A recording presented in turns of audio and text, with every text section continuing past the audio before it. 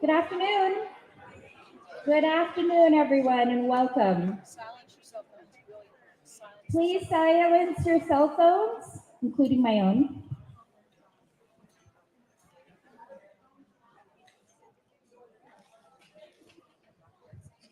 Good afternoon. Thank you so much. I'm Jamie Schultz. I'm Northern Cheyenne and Sisseton Wahpeton. I'm very honored to be here. I'm the Executive Director of the Southwestern Association for Indian Arts. And it's my privilege to actually be here to share this moment with all of you. Before we begin, I want to take a moment to honor someone whose dedication and leadership has been a cornerstone of this event for over 3 decades. For over 30 years, Catherine Lewis has given her time, her talent, and her heart to SWAIA, leading the charge on volunteering training for receiving and judging day. She has relentlessly worked to build and refine this structure that makes this day possible, creating a volunteer program training program and a process that set the standard for how we welcome and prepare for those who volunteer to serve this organization. Her work has shaped countless Santa Fe Indian Market experiences, both for our volunteers and for the artists we're here to celebrate. Catherine, your commitment is a living example of this year's Santa Fe Indian Market theme, Iconic Beginnings, Legacies in Motion. You've honored the traditions that built Market while ensuring that they carry forward with the clarity and care. On behalf of SWAIA and our artists and our community, we thank you. Please come up here.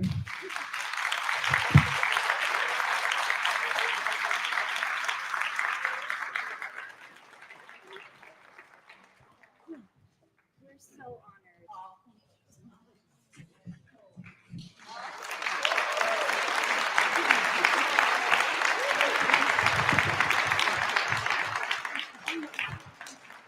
Thank you all very much. Very unexpected, but I'm so grateful and so wonderful to see all of you here. Thank you again.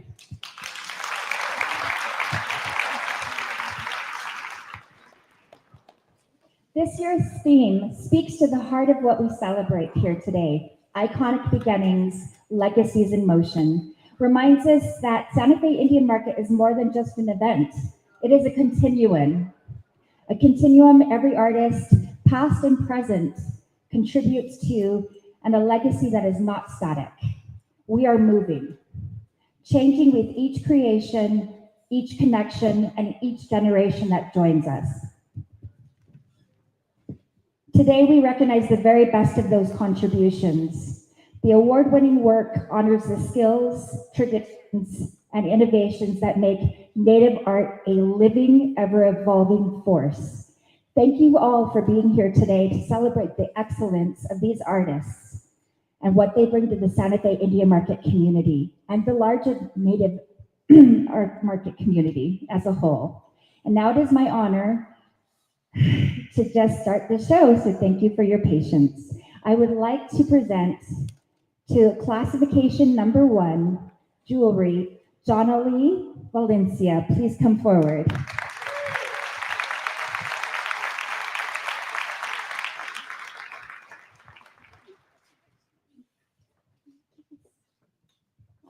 Hello everyone. My name is Jonalee Rihanna Valencia. I'm from the Pueblo of San Felipe.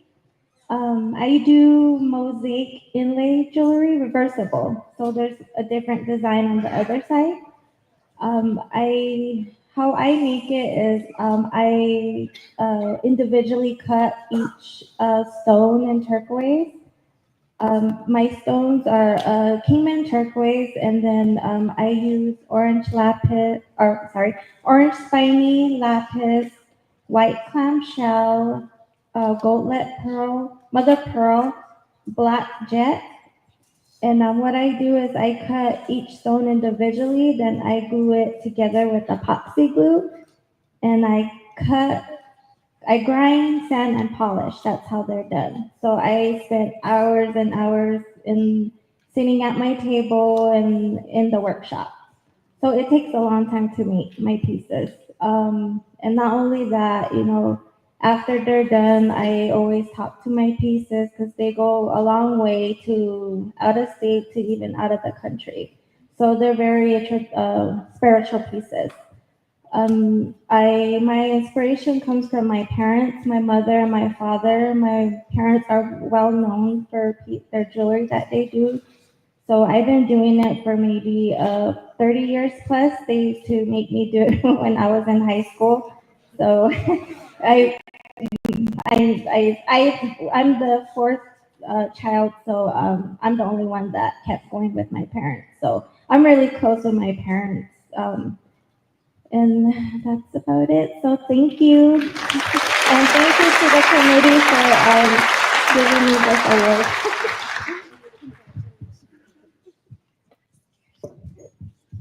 Thank you so much.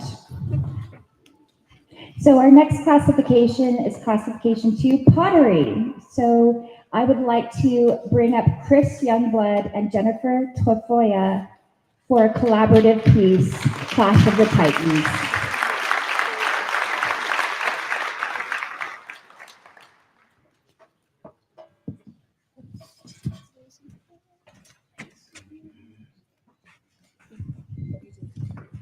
Hello, my name is Jennifer Tafoya. I'm from Santa Clara Pueblo. I'm Chris Youngblood from Santa Clara Pueblo, and our piece is Clash of the Titans. So for us, we were kind of going for the motif of the dragon and phoenix theme, but in our culture, we wanted to change it over to the serpent, the Vanyu, and the thunderbird. And we process all our materials. We hand dig them. We, like I said, process them all. This is all handmade, hand carved, traditionally fired, which is way riskier, and not as many people traditionally fire these days. So we're really proud about that. I do the sgraffito on it, and we both, well, he made the piece. I designed it. He carved. He polished. We both sanded it.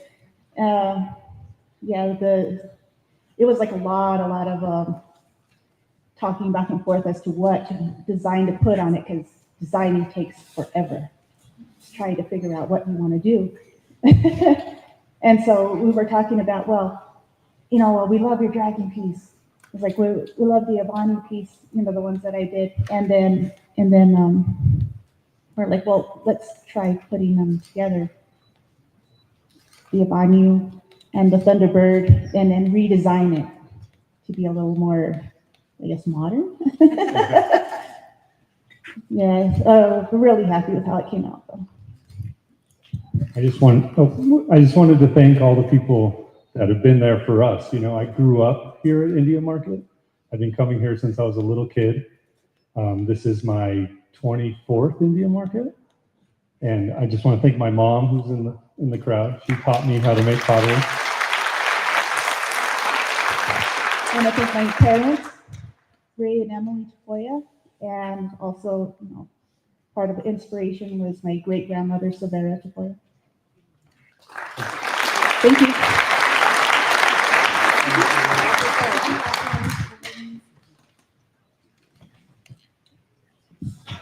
Thank you both very much. So it's my honor and pleasure to bring up our third classification, the 2D Best of Class, Santiago Romero. Painting pastel arches.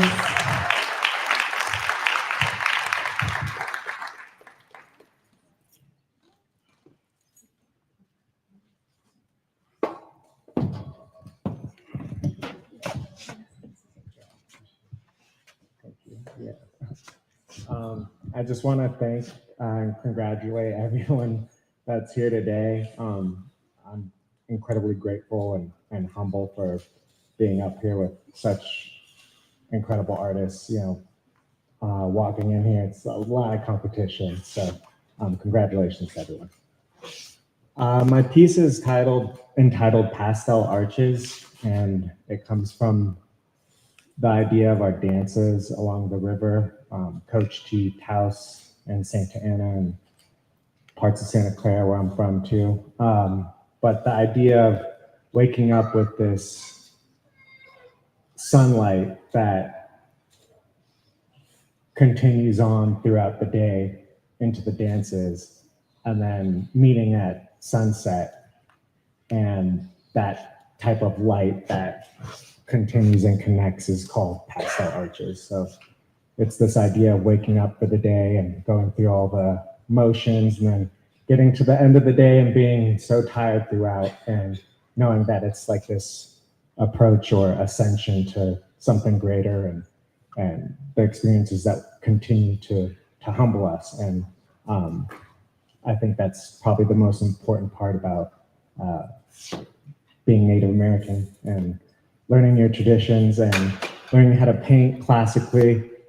A lot of my inspiration comes from hiking and being around these mountains, and my great-grandmother and my grandfather, Santiago, who is a painter and never really got a chance to break out. And I got a lot of family that does this, and thankful to my uncle who taught me how to use a palette knife, and thankful to my father who taught me how to just get through this life, and my mother. And so those are a lot of my inspirations.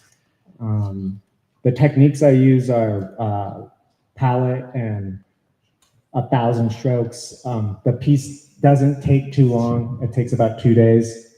But in that day and a half, I have to hit every motion and capture light. And if you miss that kind of gap, then the wet on wet technique of impasto, where you get the texture from, starts to tack up. And so I use a lot of instinct, a lot of body energy, a lot of intuition, line work, where to match colors. And I think my level of sophistication with this one was blending and mixing the colors and having them all out so that I could go from one and just do it as fast as I could. But then, like, as you can see, the skyline is inspired by Maynard Dixon too, so it's like thousands of strokes. I don't know how many, I would say like 10,000 in 2 days. So very rapid, quick movement. Yeah, so thank you to all my families too. I really appreciate them having gotten me here.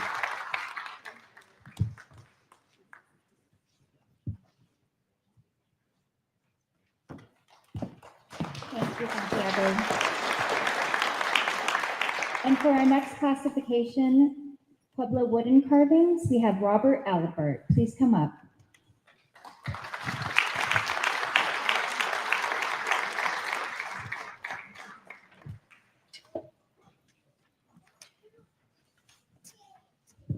Good afternoon. My name is Robert Stephen Albert. I'm Hopi from the village of Munkopi, and I've been an artist, a full-time artist for 35 years.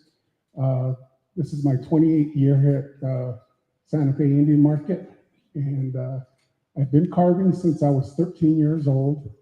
I was initiated into the Kachina Society when I was 9, and I've always had a fascination with Kachina dolls. Being that we grow up there in the villages and see the ceremonies, it really inspires us. Even the little kids, when they're there at the dances, that's the first thing that they imitate are the Kachinas, their songs, the sounds they make, the dances that they do. So it's a big inspiration to all the people, and they're a gift, and they aid us in delivering our prayers. So I'm kind of known for this style. It's a sculptural contemporary style, and some of my first influences when I was going to junior high, actually, you remember all the Arizona Highway magazines I used to have, and we'd go to the gift shops and see table mats and cards, and so one of the issues had Kachinas in it, and so I was inspired by Alvin James Macchia, and then Neil David, who was and also known for his clown carvings as well. And then also Cecil Kalmintua, who had developed this contemporary style of action figures, multi-figures, and he made them really look realistic. And so that's my whole goal as far as my carvings, is that I want them to walk off the base. That's the illusion that I'm trying to create. And I went to the Institute of American Indian Arts and graduated in '86. And when I wanted really to was become a painter. And my inspiration then was Ray Naha and Michael Caboti. Those are some of the artists that I really admired. So I really wanted to become a painter. But in '93, as I started in 1990, in '93, I had to make a decision because I was doing paintings and carvings, but the paintings weren't selling so well, even though I went from acrylics to watercolor on paper. I was making more sales doing carving, so I quit painting altogether and strictly went into carving. So in the beginning, when I was very young, 13, I used to glue everything together with the feathers, the traditional Hopi style of carving. And then as I started my career, a friend of mine that I met at the American Institute of Arts, his name was Lawrence Acadis, and he's from First Mesa. He was Acoma Hopi and Mexican. That's where the name comes from, Acadis. And so he showed me a variety of tools and different ways of approaching my work. And so I began to challenge myself. So I would do one figure, then two figures out of the same piece, and it just grew into the style of carving that I do now. So the most figures I've ever made in one carving is 7. And this is the biggest scale that I've ever done. So this is really what I'm known for, the contemporary Kachina, contemporary carving style. And today the art form has gone full circle, and all the artists are doing the traditional style, which the elders like. And that's the way the art form is supposed to be presented. And the style that I do here is a result of collectors' demands on artists to make them more realistic and a different approach to the art form. And thank you for the SWAIA, the committee. This is the 4th time that I've won the category of carvings, and hopefully it won't be the last, but the style that I'm doing now, it's on the downswing. There's not very many collectors anymore that buy this type of work. So we'll see where it goes from now. I still got plenty of wood, and I can still see straight, and my hands still work. So we'll see where it goes from here.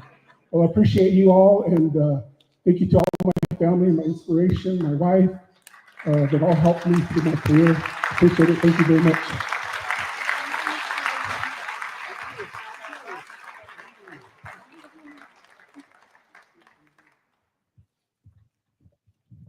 Thank you so much. So our next classification, which is sculpture, I'd like to invite to the stage Regina Free, please.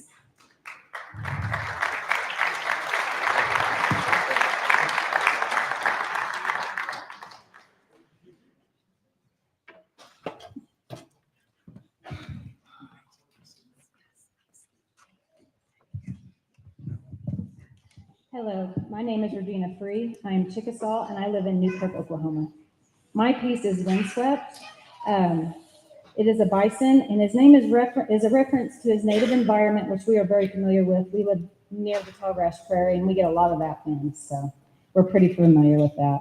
I wanted him to project strength, resilience, but calm. And so I wanted him to see that you're there, but not really care, because he doesn't have to. He's a big guy. So the materials used were 4x8 by 2-inch sheets of foam. They're roughly cut to shape, laminated, and then sanded to get that final look I need. Then he receives his skin, which is felt. Then he's overlaid with hand-dyed paper towels. Those paper towels have to be delaminated to get a softer look. Otherwise, it just doesn't look right. So those dyes I used were a combination of commercial and natural. The natural dye was walnut hulls. That was an experience. Got everywhere. It's fun. For 3 days, he looked like Elvis. I did not like that. I called him Belvis. And so finally, I just had to say a prayer and said, where do I go from here? And the good Lord said, you take that off and start over. So I just start over. That's what happened. So let's see. Each paper towel you're seeing on his body is a delaminated 2-ply paper towel. It takes a little bit of skill to get those apart without ripping them apart, but I got that figured out, so eventually. I really wanted this piece to have texture. I wanted it to have motion. I wanted the life of him to be something that was powerful when he walked by. And I felt that to me is conveyed in his beard. That's what really gives that look of movement and the wind hitting him. The horns are also paper towels. Everything on this piece except his eyes are paper towels. The horns, they received a satin finish to help change the sheen. His nose pad is also a paper towel with a gloss finish. His nasal cavities are finished out and carved in. They also received a paper towel. So you can stick your finger up his nose. I don't recommend it, but he can. There had to be wire armatures put into the hair around the back of his legs to get that feeling of wind. So that was also a fun little project. So, the base is actually all reclaimed. That wonderful metal came out of our pasture, a little treasure trove of stuff in our pasture. The driftwood was something that we reclaimed off of the riprap by the Arkansas River. It's actually 2 driftwood railroad ties that my wonderful husband fought to get to where he could use them. So, let me have a second. I just want to thank my family. I want to thank for their support, because without them, I wouldn't be able to do this. And I also appreciate just the support of my kids and their tolerance for frozen pizzas, because that's what's going to have to take. And I also am so honored to receive this. I've only been back into the art scene for about 2 years. And so this is very overwhelming. I'm so honored, and I thank you, the committee.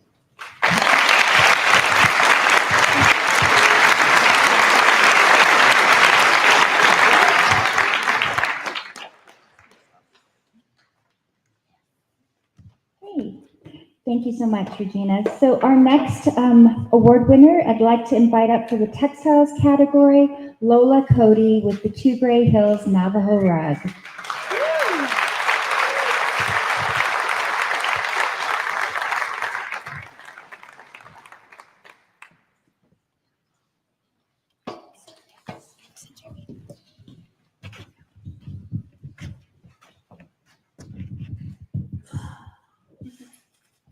Hello, my name is Lola Cody. She Lola Cody and she a couple Einstein. It's my Jimmy Bush's team. My name is Lola Cody and I'm of the Edgewater clan, and I'm born for the Blackwood Street people clan. I'm from Nowata Mesa, originally from Olu, Arizona, and this is my piece here, my Navajo rug. It's Two Gray Hills rug, and it's made from churro wool.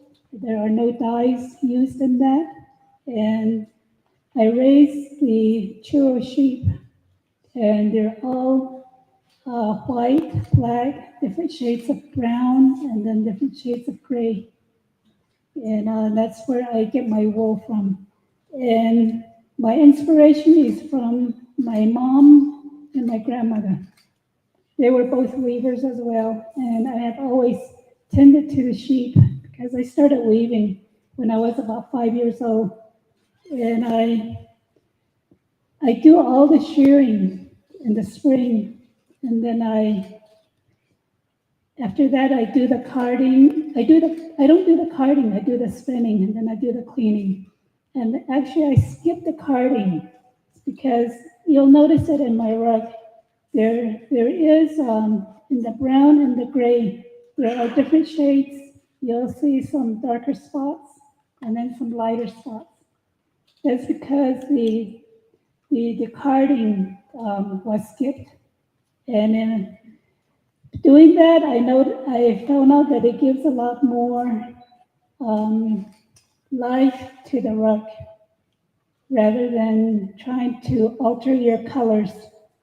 And those colors, the browns and the grays, it takes years to get to that stage, to get the colors that I need. And it's due to, the RAM. When I started, the first sheep I had, it was white. And then from there, I had to get different rams, maybe different colored rams or just different shades that it would have. And so that's how I got to my two colors, the different variations in my colors. And this particular rug was made on a Navajo vertical loom. My husband used to make all my looms, but he's not able to do that anymore. But I have our son who is a carpenter, so he's able to help me with my loom. When I weave up, then he'll help with moving it down and whatever help I need, whatever I'm not able to handle, he helps me with that. So I just want to extend my gratitude to my family because they're always there for me. And thank you, SWAIA, too.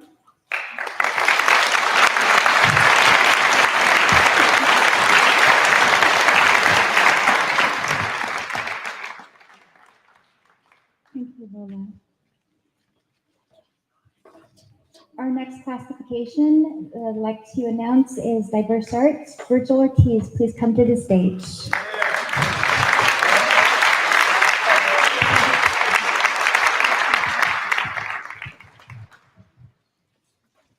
I got to get video of everybody. It's so surreal. It's really happening. Okay. Thank you so much, Jamie, and your entire staff and team at SWAIA. You guys are amazing, and especially all the volunteers to make Indian market go down. It's a big beast to tame, but you guys are doing it. Thank you so much. This is my first time to enter any pieces in the diverse category because I've grown up in Indian market. I'm sleeping at my parents' booth at like 6 years old. But I grew up in a family of potters on my mom's side, Severino Ortiz, and our dad, Guadalupe Ortiz, was a drum maker. So growing up in Indian market, I always would come with my traditional methods and materials, Cochiti Pueblo pottery clay.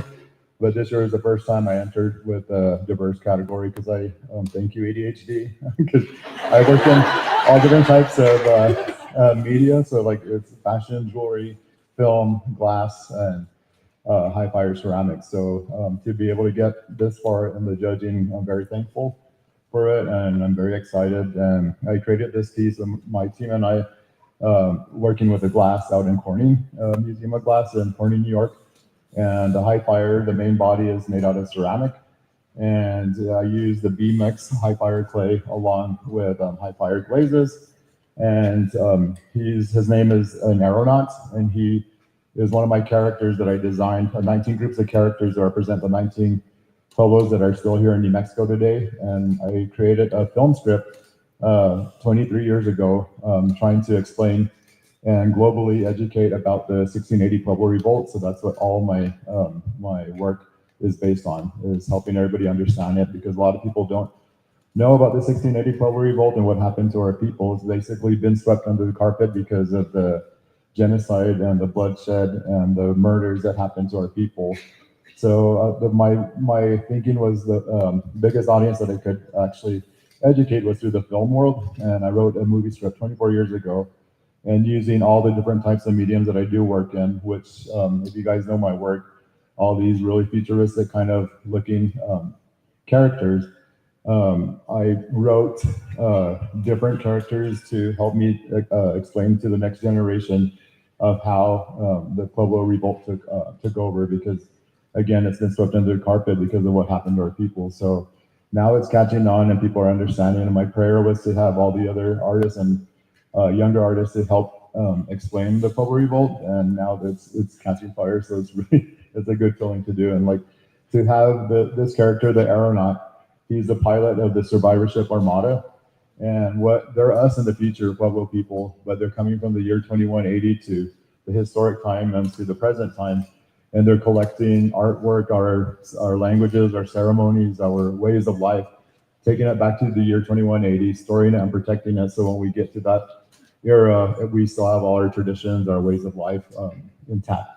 So I'm very happy that he's represented with all these amazing artists, and I'm just happy to be a part of this. Thank you so much.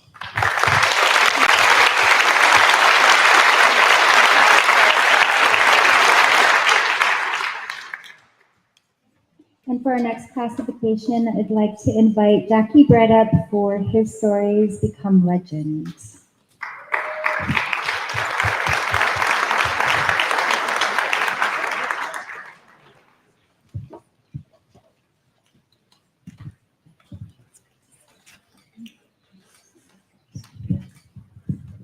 Good afternoon. Thank you so much for inviting me here again. I appreciate it. I appreciate SWAIA, and I appreciate the Institute of American Indian Arts. That is where I got my start here 47 years ago. And I came here as a painter who did beadwork. I beaded all my life, and I became a beadworker who painted with beads. I'm Amsakapi Pakani from Browning, Montana, Blackfeet Nation. We live right next door to Glacier Park. It's a beautiful place. We have many stories to tell, and I love telling those stories. My parents knew most of the people that I like to bead. I like to use vintage photographs. And the person that I did this year, his name was Weaseltail. And he was very instrumental in keeping a lot of our stories and the ways of our lives alive. He was a true warrior at the time, before pre-reservation times. He was a contemporary of my great-grandfather, and I am a contemporary of his great-grandchildren. So we've come full circle, and I really appreciate that very much. My techniques that I use are a flat style beadwork, where I'm using 2 needles, one to carry the beads, one to sew them down. The beads are relatively small. They're size 15, and the palette anymore is extraordinary. We used to have a very limited palette, and with the introduction of Japanese beads, it's limitless for me. I truly can make things look like I want, look like a painting. My grandmother was my inspiration. I never knew her, but we owned several of her pieces that she had beaded. And I used to look at them as a child and just literally fell in love with them and wanted to learn how to do that. And my dad had worked with her a little bit, and he remembered some techniques. And so it was kind of trial and error on my part, a little bit of guidance from him, and it became my passion for my life. I have been a full-time professional artist for about 45 years now, which seems really crazy. And I absolutely love it. I can't imagine living my life any other way. And I would very much like to thank my family. As always, they clear my way so I can work, because this is such a time-consuming work. Each bead is individual, so it does take the time. So I thank them very much for everything. And I thank you, SWAIA. Thank you very much.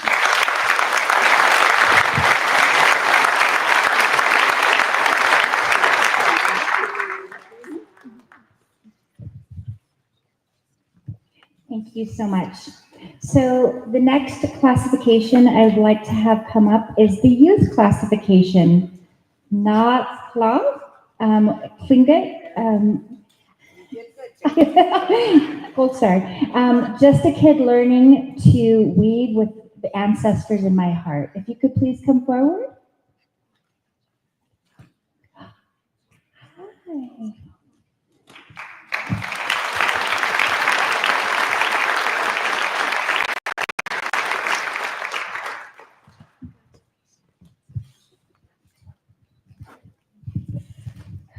Good evening, good morning. My name is Nashla, and I'm from Juneau, but I live in Anchorage, and I'm Tlingit tribe and Kiksadi.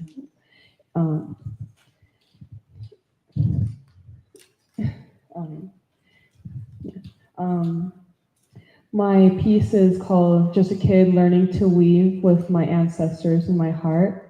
I named it that because my mom and my great grandpa are both artists, and I'm actually wearing both of their pieces. My grandpa bear bracelet and my mom's wrap sealskin bracelet.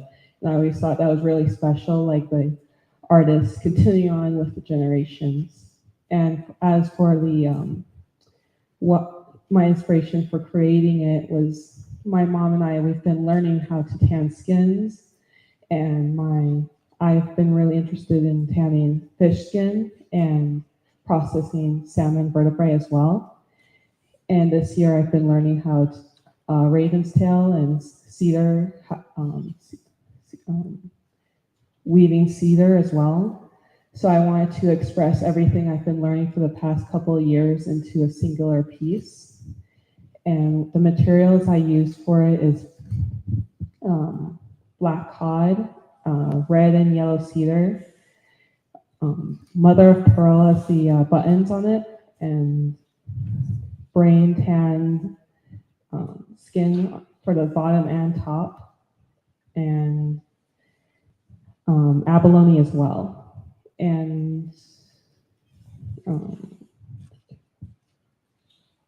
And the techniques is weaving and then skin sewing as well. And it took me about like a month to process the skin and weave all of it together. And I had to shape the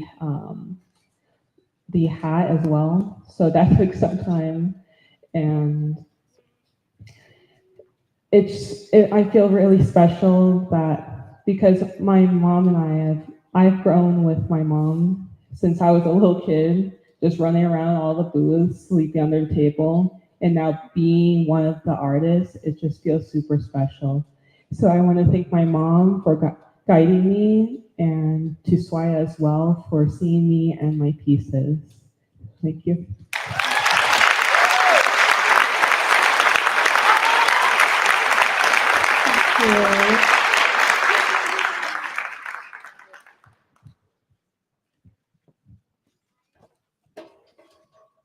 I'd like to invite up next for our basketry classification, Teresa Secord with Wabanaki Summer.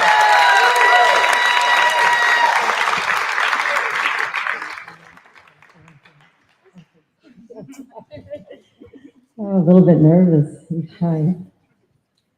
Dangag Sidawen. Greetings, everyone. I'm Teresa Secord, member of the Penobscot Indian Nation from Maine and a basket maker. Thanks so much to the amazing SWAIA staff, board, and volunteers.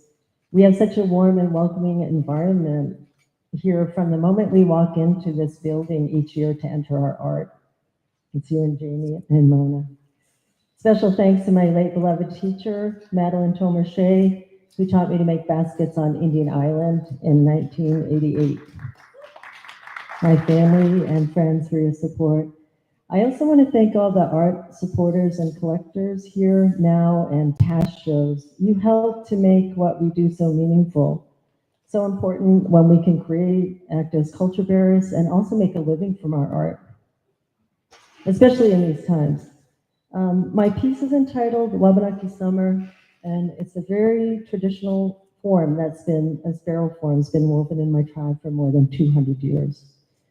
The basket is made of hand-harvested, hand-pounded ash wood, the trees traditionally harvested in the woods by men like my son Caleb Hoffman, who won Best of Basketry here last year, and the sweetgrass that we pick at the coast of Maine. This basket was actually woven on a wooden form made for me by my friend Jeremy Frey, who's a past Best of Show winner here. He scaled it down exactly from my great-grandmother's wooden form, which are antiques that I have inherited from the 1800s. My basket shows distinct Penobscot weaves, an antique folded design, classic infinity weave that we make with the braided sweetgrass that gives it kind of this signature Penobscot look. And I titled it Wabanaki Summer because each color represents something in our beautiful Maine summer. As Wabanaki people, we live in the most forested state in the nation. The brown base reminds me of our dark deep forest where the wika sacred ash trees grow. The brown is also the color my great-grandmother used as some of her signature colors in her barrels. The blue represents our beautiful, plentiful water bodies, lakes, rivers, the ocean, sky. The white, which is actually the natural color of the sapwood from the tree, represents clouds. The yellow, the sun, representing the dawnland, where the word Wabanaki comes from, as we greet the sun there, first in the nation. And the violet, the berries we pick in summer. And I just want to say congratulations to all the other winners in the entire show. Such an honor, and she really won. Thank you very much.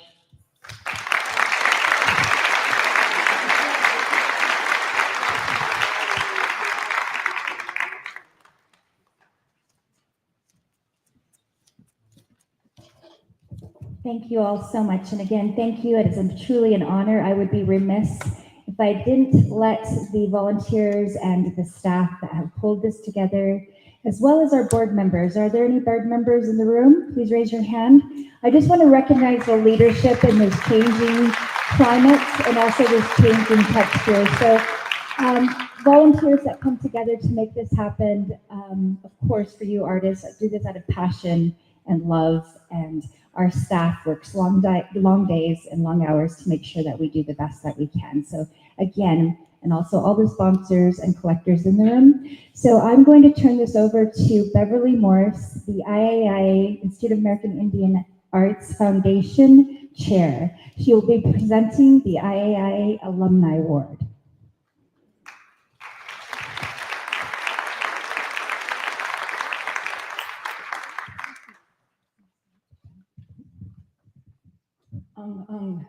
I'm Beverly Morris. I'm a member of the Kaya-Lunkin tribe of Unalaska, Alaska.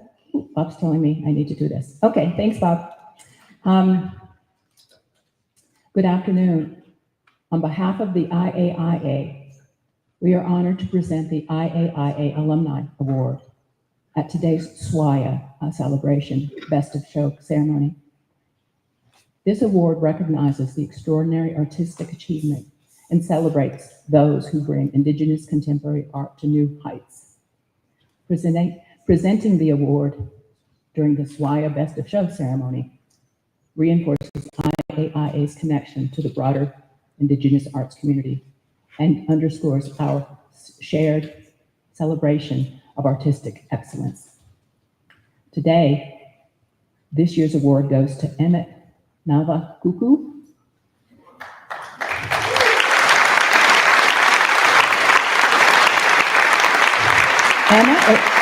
Emmett, if you're here, you please join me up here for his piece, Turtle Kachina, a sterling silver necklace. Emmett is Emmett is an award-winning artist from the Hopi Reservation. His designs hold traditional and contemporary images. The quality of his work has earned him awards from Santa Fe Indian Market, the Autry Museum of Indian Art, as well as other awards. Congratulations, Emmett. We look forward to witnessing your career unfold. Thank you.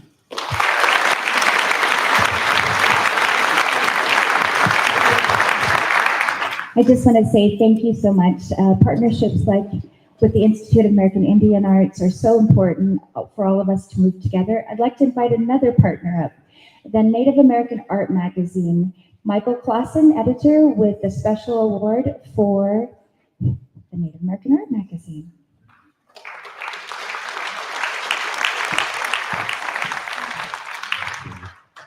Thank you so much. On behalf of International Artist Publishing and Native American Art Magazine, we are very proud and honored to be here to celebrate Native American art with SWAIA and with the artists. Congratulations on what is sure to be an amazing weekend. And for the artists, congratulations on the work that's in this room. It is stunning. It's always very difficult to choose this award. We get to choose based on everything that we see. This year we chose a wonderful frog basket from Carol and Martha Douglas. I hope she's here, but congratulations to Carol on a really spectacular piece. Thank you,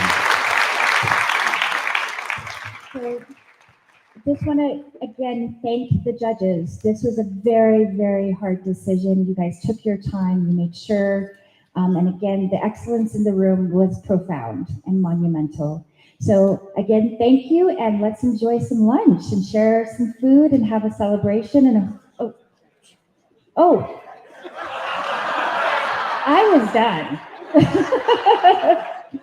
So sorry. Can you tell it's been a long week? But I'll see you guys in the courtyard. Then if you want to know who, no, I'm just kidding. Okay. So here we go. Not a drum roll. We are happy to announce the Best of Show for 2025, Rodrina Free.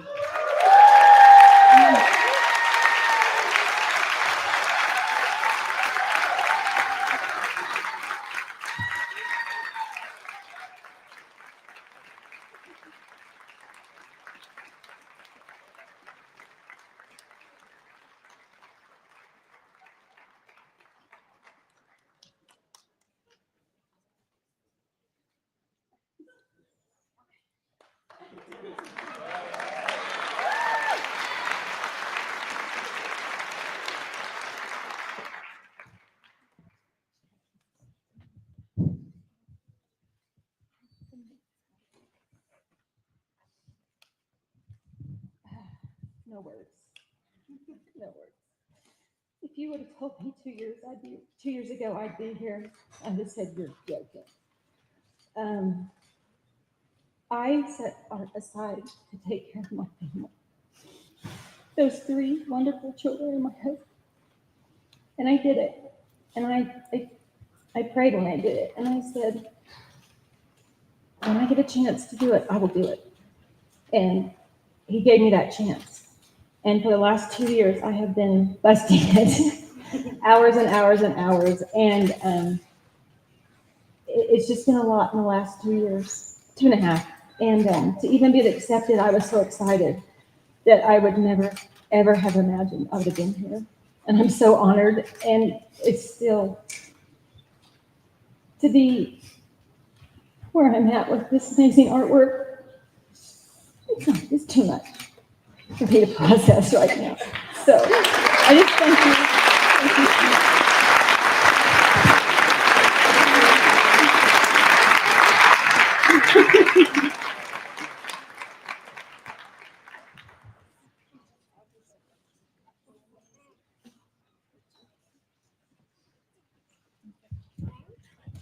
Okay, now we can break for lunch. So sorry. So thank you all for being here. Thank you for your patience.